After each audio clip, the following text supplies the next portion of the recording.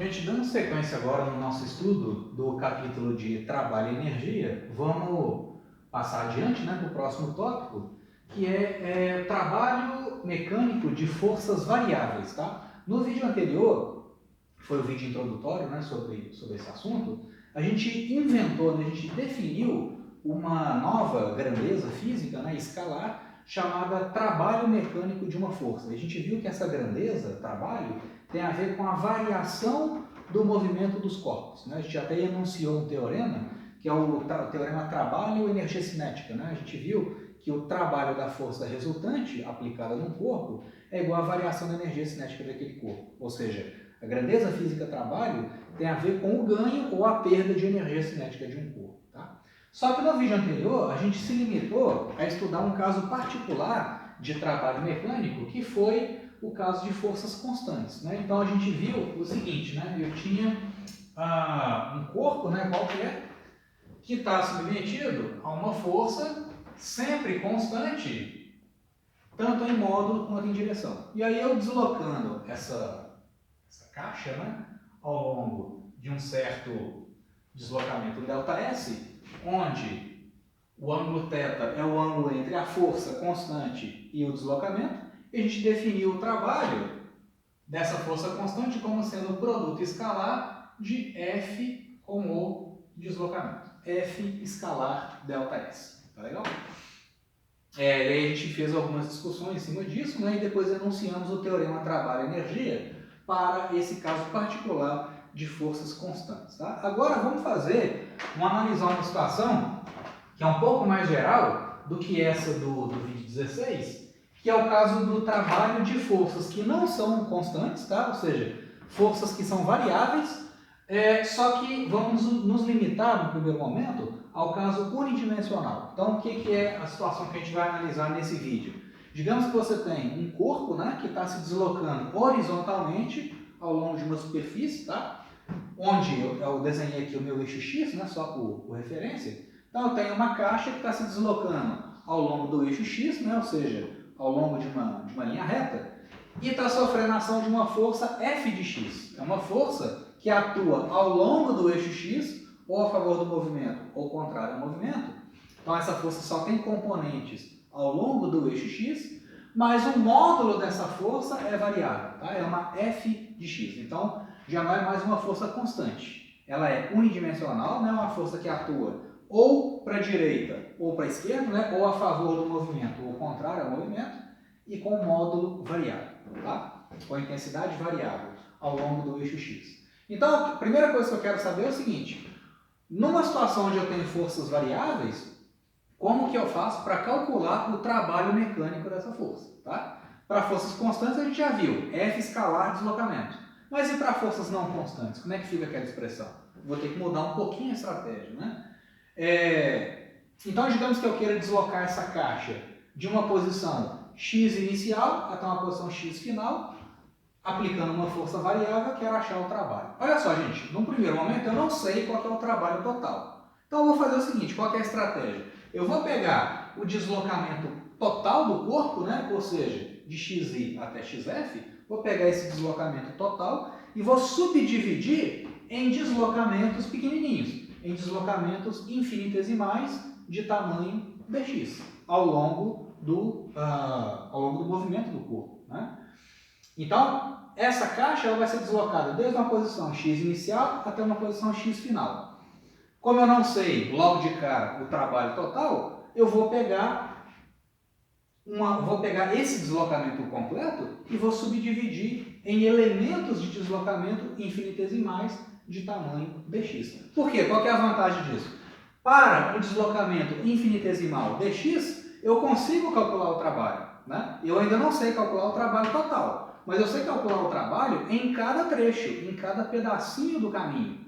Porque se eu pego um deslocamento pequenininho, um deslocamento dx infinitesimal, ao longo desse deslocamento pequenininho, a força F é aproximadamente constante. Ela varia de xi até xf, mas considerando um deslocamento pequeno, dx, essa força F não varia muito. Justamente porque eu estou pegando um deslocamento infinitesimal. Então a força F é muito aproximadamente constante dentro desse deslocamento. Como eu estou pegando um deslocamento infinitamente pequeno, a força F é constante, igual a F de x, onde x é a posição onde a caixa está passando. Tá? Então, o trabalho infinitesimal, ou seja, o trabalho aplicado pela força F apenas nesse pedacinho do deslocamento é o quê? F escalar deslocamento. No caso, vai ser um deslocamento infinitesimal. Então, F escalar ds. Tá? No vídeo anterior, era ΔS, né? Era o deslocamento global da partícula. Aqui é um deslocamento infinitesimal ds. Então, o dW, o diferencial de trabalho, ou o trabalho infinitesimal, é F escalar ds. Né? F escalar deslocamento. Tá? O que é a minha força F? Gente, ela não tem componente apenas ao longo do eixo x, porque é uma força unidimensional. Então, a minha força F, vetor, ela tem F de x unidades na direção do vetor unitário I. Né? O vetor unitário I, ele aponta nessa direção aqui. Né? Se o meu eixo x aponta para lá, o meu unitário I aponta para lá também. Né? Então, o meu vetor F ele tem Fx, F de x unidades na direção I, produto escalar com deslocamento. Ué, eu estou caminhando ao longo do eixo x, então o que é o meu deslocamento? Dx unidades na direção I. Esse dx pode ser 1 milímetro, meio milímetro, enfim, é um deslocamento pequenininho, infinitesimal, ao longo do eixo x, né? Ou seja, ao longo do vetor I. Legal? Então, é a direção do meu deslocamento, né? Dx unidades na direção I. Tá? Isso. Então, esse aqui é a minha força, esse aqui é o meu ds. Ué, gente, unitário I escalar, unitário I dá o quanto? Dá 1, né? Que ele tem módulo unitário. Então, o meu trabalho diferencial, ou seja, o meu trabalho infinitesimal, ou, mesma coisa que eu dizer, o trabalho realizado pela força variável apenas nesse pedacinho de deslocamento é simplesmente a força F na posição x, onde a partícula está passando, né, onde a caixa está passando, vezes o meu deslocamento dx. Simplesmente força vezes deslocamento. No caso, um deslocamento infinitesimal. Tá legal? Então, eu trabalho apenas nesse pedacinho. E se eu quiser agora o trabalho total, né, o trabalho global, o trabalho integrado, desde a posição x inicial até a posição x final. Ou seja, depois que eu desloquei essa caixa, desde essa posição inicial até uma posição final. Ué, se dW é f dx, o que é o trabalho total? É a integral desse negócio. A integral do trabalho, a integral de dW, é o próprio trabalho, né? O trabalho completo. E a integral de fx dx é o lado direito aqui da equação, desde x inicial até o x final.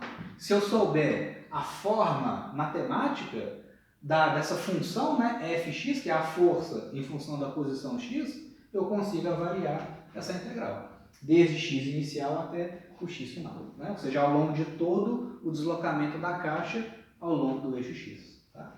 Então, o trabalho total é a integral de fx dx. Esse é um caso, então, um pouco mais geral de cálculo de trabalho em relação ao vídeo anterior, né, onde eram forças constantes. Tá legal? Então, aí, no caso de forças variáveis unidimensionais, será que aquele teorema trabalho-energia cinética continua valendo?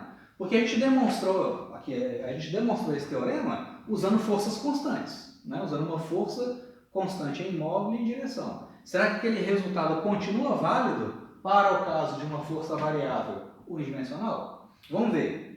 Vamos checar, né? Digamos que você tem aqui, ó, essa mesma caixinha, né?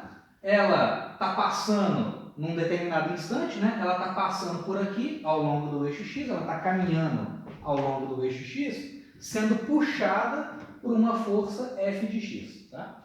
Então, quando a caixinha está passando pela posição x1 do meu sistema de coordenadas, a força F que está atuando nela é x1, é F de x1, né? E a velocidade da caixinha é v1, naquele instante ali. Aí, essa caixinha continua sendo puxada por essa força F. Quando ela está passando pela posição x2 do meu sistema de coordenadas, a força que está atuando nela é F de x2 e a velocidade dela é v2. Tá? Digamos, por simplicidade, tá, que esse solo, né, essa superfície ele é sem atrito, tá? Então a caixinha ela está ganhando, ela está sofrendo um trabalho, né? E aqui, como a força F está a favor do movimento, o trabalho vai ser positivo, né? Porque a caixinha está ganhando velocidade, né? É óbvio ali, né? Se ela está sendo puxada a favor do movimento, ela vai ter aceleração, então ela vai ganhar velocidade, né? Então, bom, eu sei o seguinte: quais as forças que estão atuando nessa caixinha? Você tem o peso dela, a força normal, que vão se cancelar, né? Por isso que eu nem representei aqui. E a única força que está atuando ao longo da direção horizontal é a própria F de x, né? Então ela é a força resultante. O que é a força resultante? É a F de x, que é massa vezes aceleração, né? Aceleração, no caso aqui a aceleração vai apontar para a direita, né? Então massa vezes aceleração. E a aceleração é derivada da velocidade, né? É simplesmente dv dt, tá? Então o que é o trabalho que usando essa relação aqui agora, né, essa equação, o que é o trabalho da força resultante que está atuando nessa caixa? Vai ser a integral de f dx. Mas f não é massa vezes aceleração? Ou seja, massa vezes dv dt, né? Então, nesse caso, o trabalho da força resultante é massa vezes dv dt, que é a aceleração, né?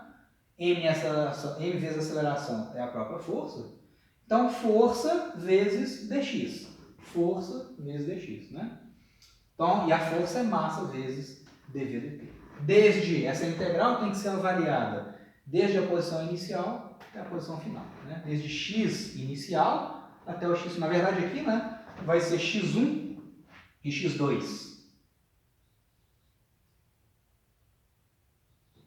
Desde x1 até x2, tá? Posição inicial, posição final. Gente, agora, para eu vou dar só uma ajeitada nessa relação aqui, para ver se eu consigo achar uma forma matemática mais adequada para essa integral, né? E ver se eu consigo resolver. Então, olha só. Eu sei que velocidade instantânea é a derivada da posição, né? V é dx dt, né? Isso a gente já sabe lá da cinemática. Velocidade é a derivada da posição, então dx é igual a v dt, né? Só passar o dt para cá multiplicando. Então, o tanto que a partícula caminhou ao longo do eixo x, num certo intervalo de tempo infinitesimal dt, é simplesmente v dt, né? Dx é v dt. Então, pega esse cara, essa expressão, e substitui aqui, ó, no lugar do dx. Como é que vai ficar lá? Ó? O trabalho da força resultante é massa vezes dv dt, tá aqui, ó, massa vezes dv dt, tá lá. Vezes o dx, mas quem que é o meu dx? Dx é v dt, isso aqui, ó, é o meu dx, que é v dt, né? Então, como é que fica o trabalho da força resultante? Vai ser massa vezes, olha só, gente, você tem esse dt aqui no denominador, ó, dv dt, né? Essa derivada, dv dt multiplicado por dt, dv dt, dt, você pode simplificar, né, esse termo aqui, né? Você vai ficar então com massa vezes velocidade integrado na velocidade. Desde velocidade inicial, que no caso é a velocidade v1, né? Velocidade v1, até a velocidade v2. Então você vai ter uma integral de mv dv. O que é a integral de v dv? Integral de v é v ao quadrado sobre 2. Avaliado o valor inicial até o valor final. Então, como é que fica aquela expressão ali? Ó? O trabalho da força resultante é igual a m sobre 2, né, porque a integral é v ao quadrado sobre 2. Então, vem um 2 aqui para baixo. E isso de v1 até v2. Então, velocidade v2 ao quadrado menos velocidade v1 ao quadrado. O que é isso aqui, gente? Meio de mv final ao quadrado subtraído de meio de mv inicial ao quadrado. Isso é a variação da energia cinética. Então, o que o resultado me deu? Qual é o resultado final? Né? O trabalho da força resultante é igual à variação da energia cinética. O mesmo resultado que a gente teve no vídeo anterior, só que para forças constantes. Né? Então, você vê que, mesmo para forças variáveis, o teorema trabalho-energia continua perfeitamente válido. né? Na verdade, eu já mencionei isso, né, no vídeo anterior. O teorema trabalho-energia ele é válido em qualquer situação. O trabalho da força resultante é sempre igual a ΔK, uma variação da energia cinética. Tá legal? Mais para frente a gente vai demonstrar esse resultado para o caso mais geral possível, que é de forças variáveis tridimensionais. Tá? A gente vai chegar na mesma relação. Tá? A gente está passando pelos casos aos poucos. Né? A gente começou com força constante, agora força variável, só que unidimensional, depois vai ser força variável bi- ou tridimensional. Tá? Então, beleza, o teorema trabalho-energia continua perfeitamente válido, vamos aplicar esse resultado num exemplo aqui agora. Tá? Então, qual que é essa situação, gente? Digamos o seguinte, você tem uma mola, então uma molinha pode ser uma gominha ou uma mola dessas de brinquedo, mola metálica, tá? Então você tem essa mola e você deixa lá essa mola em cima de uma superfície horizontal sem atrito, tá? E essa mola, ela tem lá um certo comprimento, um certo tamanho de repouso, né? Ou seja, se essa mola não está nem esticada e nem comprimida, ela está quietinha lá em cima da superfície, ela tem um certo comprimento de repouso, tá? Aí você vem aqui na extremidade aqui dessa mola horizontal, você amarra um bloquinho, um corpo qualquer, né? De massa M, tá? Você amarrou esse bloquinho de massa M e aí você vai e empurra essa mola. Então você aplica uma deformação nessa mola. Aqui, ó. Essa posição aqui, para nossa referência, tá? Essa posição é o x igual a zero, aqui é o meu eixo x, tá? Horizontal. Aqui é x igual a zero, aí eu empurrei essa mola, né? Ou seja, eu comprimi, eu deformei essa mola de uma certa quantidade que eu estou chamando de x inicial. Tá?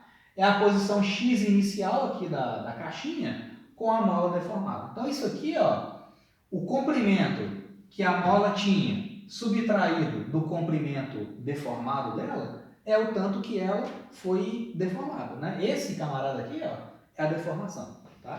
É o tanto que ela foi exprimida, né? Em relação ao comprimento inicial dela. Aí qual que é a situação? Eu vim aqui nesse sistema, apertei a mola, deixei ela lá quietinha e soltei. O que vai acontecer? Quando eu aperto essa mola, eu vejo que a mola ela aplica uma força nessa caixinha, né? Quando você pega uma gominha, ou não, uma gominha não, imagina que você pega uma mola metálica, né? Quando você estica ou quando você aperta, a mola aplica uma força em você, né? Igual aqui, ó. Você pegou essa caixinha e amarrou lá. Aí você apertou a mola. Quando você aperta a mola aplica uma força horizontal na caixinha, né? Ela aplica uma força para cá, ó. Uma força dessa forma aqui.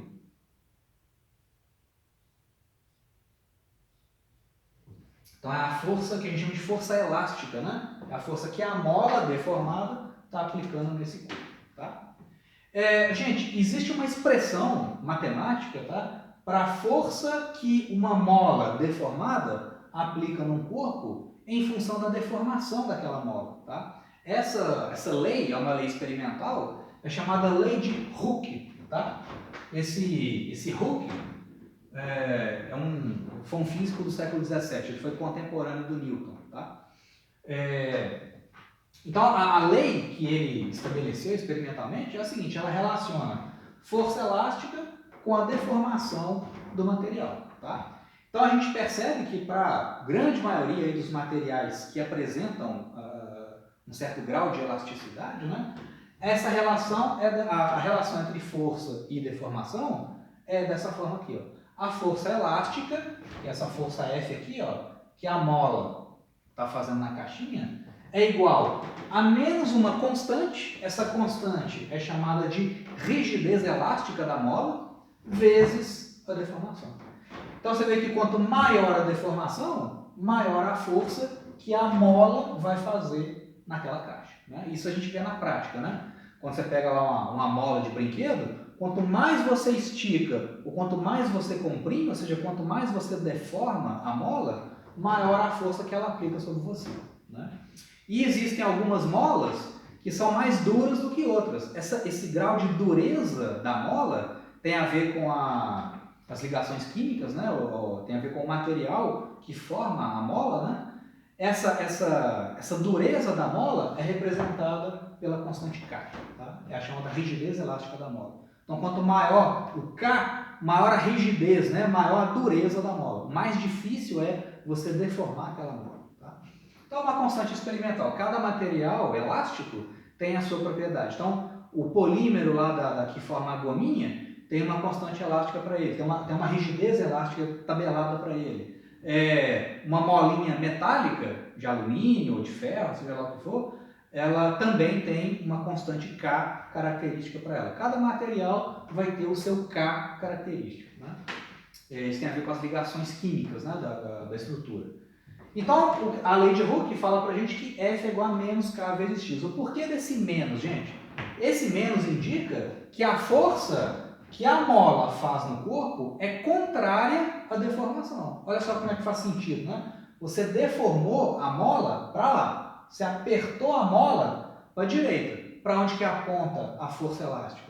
Para a esquerda. Então, se o meu X é o número positivo, digamos, né? A minha deformação é positiva, a minha força aponta no sentido negativo do eixo X, né?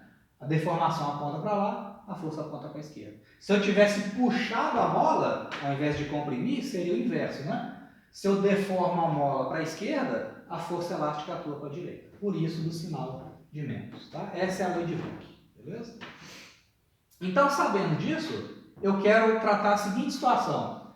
Cheguei aqui, amarrei um bloquinho na mola, comprimi a mola e agora vou soltar. Quando eu solto essa caixa, bom, ela vai ganhar velocidade por causa da força elástica. Então, a força elástica, ou seja, a mola vai aplicar uma força variável ao longo de um certo deslocamento.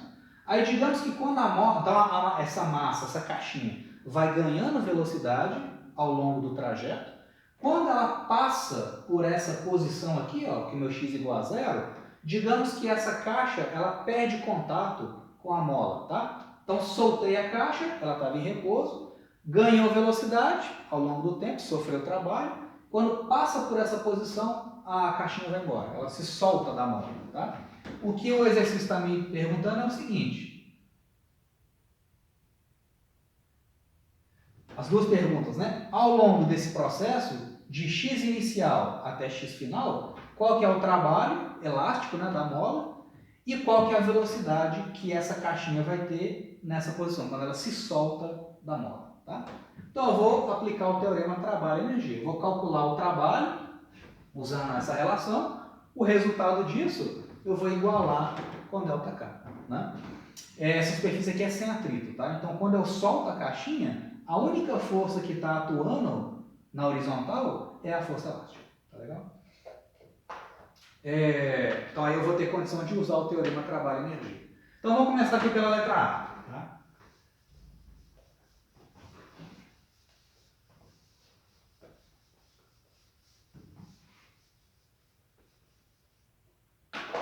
Então, eu vou aplicar essa equação que eu acabei de ver, né? A definição de trabalho de forças variáveis unidimensionais. Então, letra A. O trabalho da força elástica vai ser o quê? Integral desde x inicial até o x final. O x final é x igual a zero, né? É a origem do meu sistema de coordenadas, tá? Nesse caso. Então, x inicial até x final, que é igual a zero, tá? Por conveniência, eu escolhi aquilo ali. E f de x dx. Qual que é a fórmula do f de x? É a lei de Hooke. É menos k vezes x, tá? Menos k vezes x. E isso tudo tem que ser integrado em dx. Tá legal? Então, como é que vai ficar isso aqui, gente? O menos vai ficar aqui para fora, né? O k é constante, vezes integral de x dx é x2 sobre 2. x2 sobre 2, né? Desde x inicial até o x final, que nesse caso é 0. Né? Então isso aqui vai dar o seguinte, ó, isso é menos k sobre 2 vezes, o que vai dar lá, gente?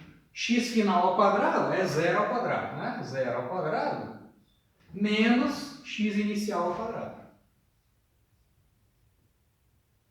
Menos x inicial ao quadrado. Então, o trabalho da força elástica, né? Nesse caso, o trabalho da força elástica, o trabalho, né, da mola sobre a caixinha, é o quê? Menos com menos aqui vai dar mais, k x inicial ao quadrado sobre 2. K vezes x inicial ao quadrado sobre 2.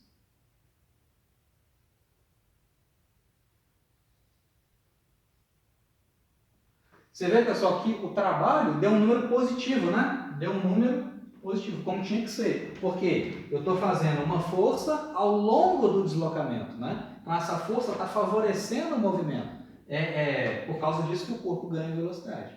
Então, quando isso acontece, o trabalho é positivo. Né? A gente já discutiu isso no vídeo anterior. Então, aqui a gente viu que, de fato, o trabalho é positivo, igual a meio de k x inicial ao quadrado. Tá? E agora a letra B. Né? Eu quero agora achar a velocidade de saída da caixinha. Então, eu vou aplicar o teorema trabalho-energia. Né? O trabalho da força resultante é igual ao ΔK, né? A variação da energia cinética. Então, vai ficar meio de mv final ao quadrado menos meio de mv inicial ao quadrado. Mas o v inicial é quanto? 0, porque a caixinha estava parada. Então, esse cara aqui é 0.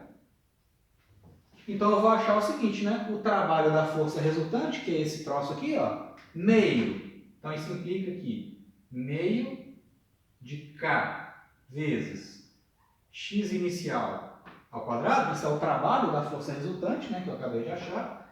Isso é igual ao lado direito do teorema, que é meio de mv2. Meio de mv final ao quadrado. Então, multiplica os dois lados aqui por 2, né? Então vai cortar esse meio. Então a velocidade final ao quadrado da caixinha, né? A velocidade dela, a velocidade de saída da caixinha, é k sobre m x2. K sobre m x inicial ao quadrado. Esse é o v final ao quadrado, né? Então, o v final em módulo, né, vai ser então, tirando a raiz disso, vai ficar raiz de k sobre m vezes x.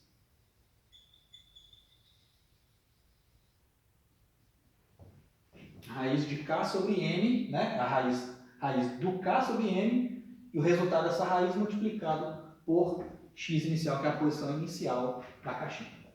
Tá legal? Então é um caso típico, né? A lei de Hooke, como ela é bem estabelecida, né, ela é uma força unidimensional e que depende da deformação. Então fica fácil calcular o trabalho. Tá legal? Aí beleza, gente, isso encerra então o vídeo 17. No vídeo 18 a gente dá sequência nos conteúdos. Vamos começar a falar de forças em 2 ou 3 dimensões, forças variáveis. Okay?